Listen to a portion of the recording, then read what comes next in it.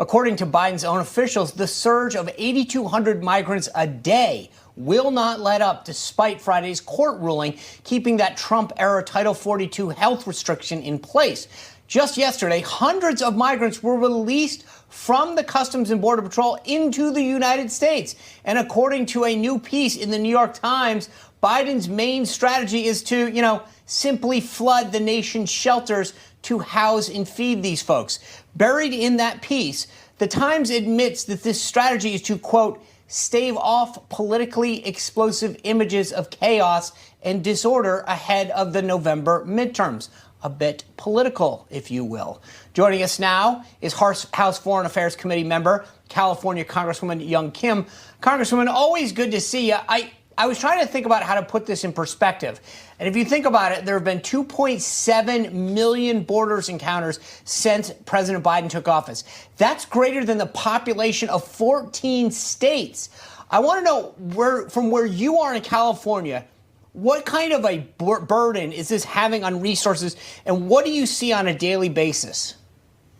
On a daily basis, what I hear from my constituents is that this Biden administration has to get a handle on the border crisis. Look, I'm a freshman, but in my short time being in office, I went down to the border 3 times.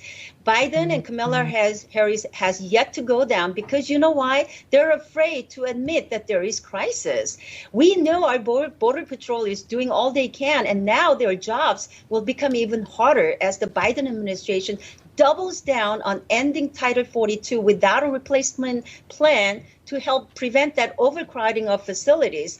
Look, I introduced a legislation called the Comprehensive Southern Border Strategy Act because I saw we have federal law that requires us to have a strategy for our northern border, but not for our southern border. So I introduced a bill to change that. That includes overview of what the current security crisis and risks are at hand. We need to have a better review of what tools that the Department of Homeland Security has to combat drug trafficking with a focus on fentanyl.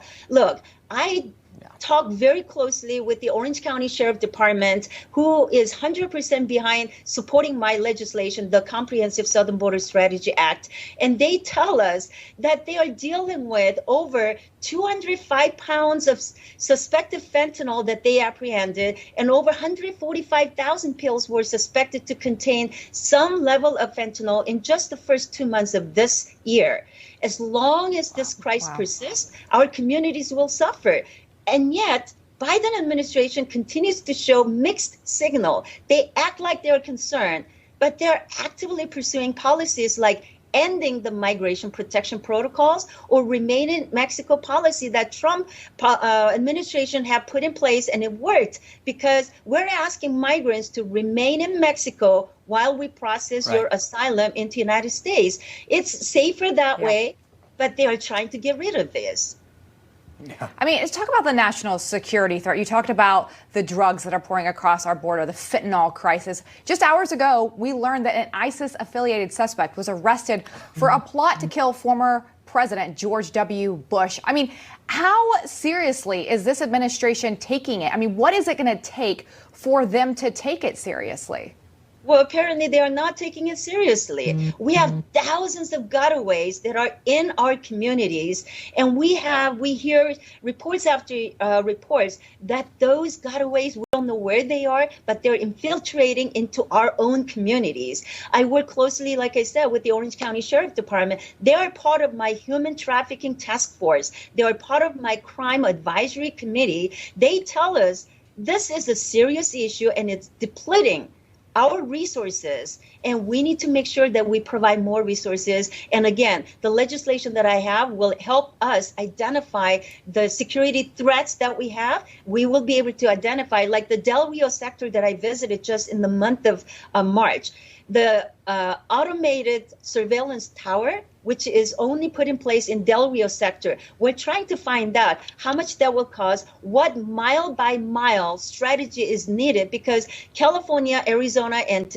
Texas borders, we have different challenges there. Therefore, we have to come out with a mile by mile strategy. So places where we need to finish the wall, places where we need to more enhance our Border Patrol agents, or what is it needed? Tell us how much it's going to cost and give us the justification. We are serious about taking care of and taking back the control of the southern borders. And that's what my legislation does. And I hope it gets passed through once we get back to session next week.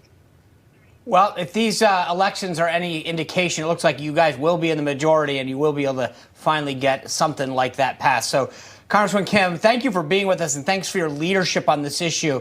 It's important to have your voice as part of this discussion.